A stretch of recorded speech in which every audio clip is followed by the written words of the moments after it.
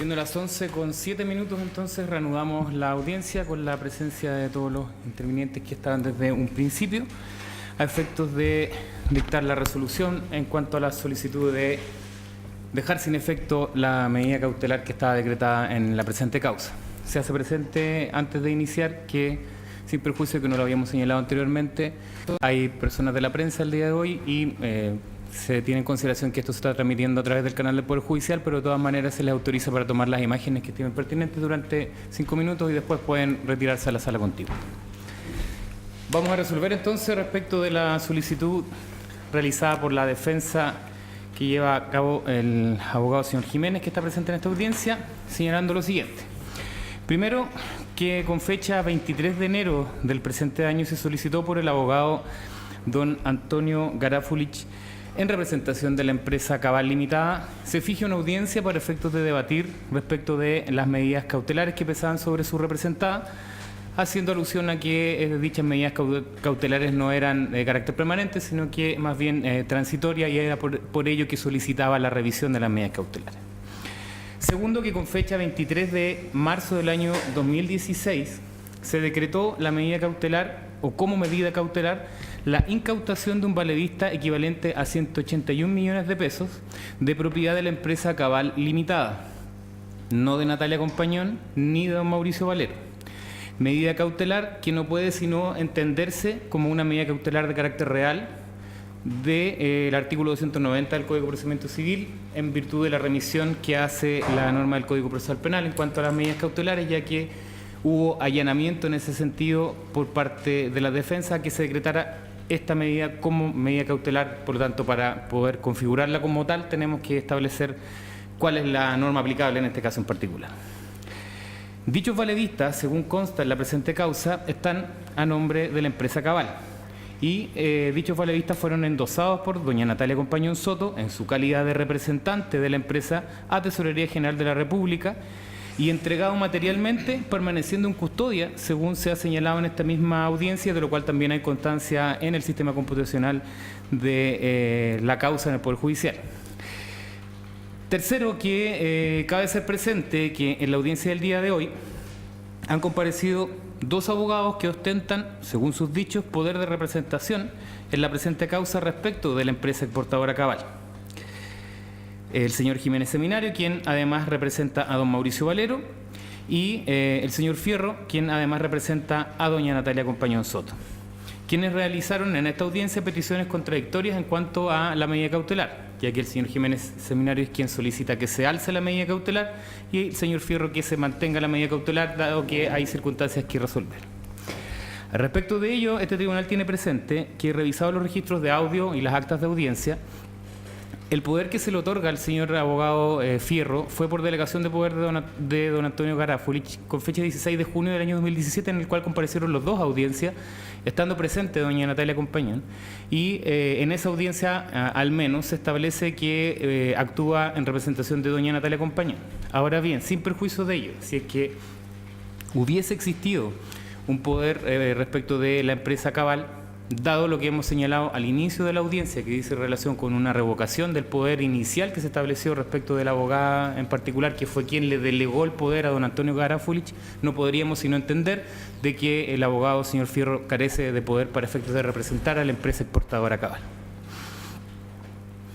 Cuarto, pronunciándome derechamente respecto de la medida cautelar cuyo alzamiento se solicita, debo señalar en primer lugar que, ya sea una medida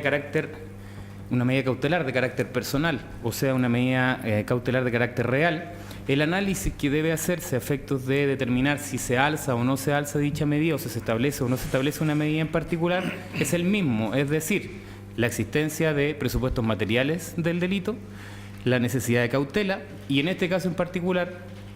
se suma además la apariencia de buen derecho y el peligro de la demora respecto de las acciones de carácter patrimonial de los interesados, que en este caso son los querellantes que están presentes en esta audiencia. Quinto, en la presente audiencia se solicitó por el abogado de la empresa Cabal a ello me refiero con el señor Jiménez Seminario, que se alce la medida cautelar por existir un principio de acuerdo con el Servicio de Impuestos Internos, lo que pudiera eventualmente llevarlos a una forma de término distinta, una salida alternativa, cosa que quedará supeditada a la voluntad del Ministerio Público de aquí en adelante respecto de sus representados, don Mauricio Valero y la empresa Cabal.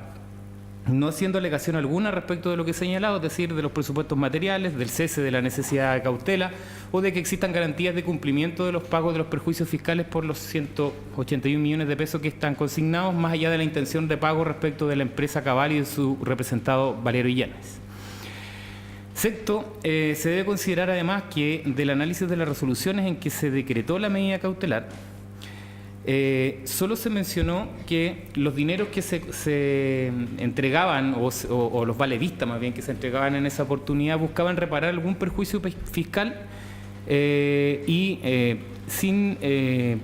perjuicio, valga la redundancia, que es doña Natalia Compañón quien hace entrega de los valevistas y quien es la que se allana la medida cautelar. No puede sino entenderse que solo lo hace en su calidad de representante de la empresa Cabal y no personalmente, lo cual también cabe para el señor Valero. Por lo cual, la medida cautelar, entiendo yo, del análisis que se ha realizado de esta causa, es que está decretada solo respecto de la empresa Cabal, más de ninguno de los dos socios. Y ello no solamente por lo que se ha señalado anteriormente, sino que por una razón que resulta más simple aún. Ambos valevistas que fueron endosados por doña Natalia Compañón en calidad de representante de la empresa Cabal están a nombre de la empresa Cabal Limitada y no de Natalia Compañón y no tampoco de don Mauricio Valero. Por lo cual, salvo gestiones de carácter administrativas internas en tesorería que impliquen que algún remanente del pago que se puede hacer de la empresa Cabal respecto de los impuestos al Servicio de Impuestos Internos pudiera eventualmente ser devuelto a la empresa y a su vez los socios hacer un retiro respecto de estos montos para efectos de cubrir los impuestos, no podría, en este caso, a juicio de quien está resolviendo, pagarse los impuestos que correspondan digamos, a cada uno de ellos. Y además de ello, no vislumbro cómo un tribunal de competencia penal pudiera eventualmente autorizar lo que pretende el abogado de la empresa Cabal y del señor Valero, es decir, autorizar derechamente que se haga el cobro formal por parte de tesorería respecto de un monto de dinero que tiene relación estricta hoy día formal del poder de la empresa Cabal. Más aún, tomando en consideración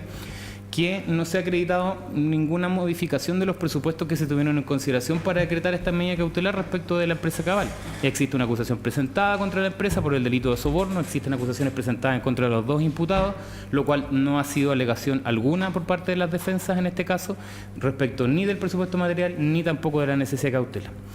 En ese sentido, y por todo lo que ya he señalado, el tribunal resuelve rechazar la solicitud de la defensa en orden a dejar sin efecto las medidas cautelares que pesan en esta causa y se mantienen tal y como se han llevado a efecto hasta ahora sin perjuicio de las posibilidades que tengan de manera futura de poder solicitar algún tipo de modificación. ¿Algo más que quieran señalar? Solo copia a su señoría para... ¿Cómo se pide la copia? No, sí. Siendo entonces las 11:15, se pone término a esta audiencia. Muchas gracias, señoría.